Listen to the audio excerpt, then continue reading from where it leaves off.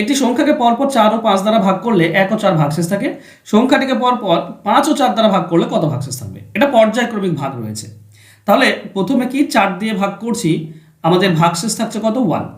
আর তারপরে 5 দিয়ে ভাগ করলে ভাগশেষ থাকছে কত? 4। তো এটা কমসে কম একবার যাবে। তো 5 1 কে 5 আর 4 9, তার মানে এখানে ভাজক হবে 9। 9কে 5 দিয়ে ভাগ করলে 4 ভাগশেষ। এই 9টা এখান থেকে উঠে এসেছিল ভাগফল থেকে। এবার 4 9 36, একে 37, 37কে 4 দিয়ে ভাগ করো, তুমি 1 ভাগশেষ পাবে। তাহলে আমাদের সংখ্যাটি সেটা হচ্ছে 37।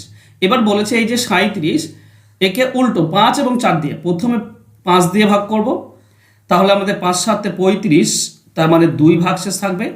এই যে 7 পেলাম, এই 7কে এবার বাকি 4 দিয়ে ভাগ করব, তো 4 1 কে 4, মানে 3 ভাগশেষ থাকবে। তো 2 আর 3 ভাগশেষ থাকবে, এটাই হবে উত্তর। অ্যান্সার হবে অপশন 2।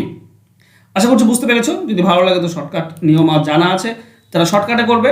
শর্টকাট নিয়মটা আমি এখানে দেখালাম না, আমি ডিটেলস করলাম। ভালো লাগলে অবশ্যই একটু লাইক করে দিও। ধন্যবাদ।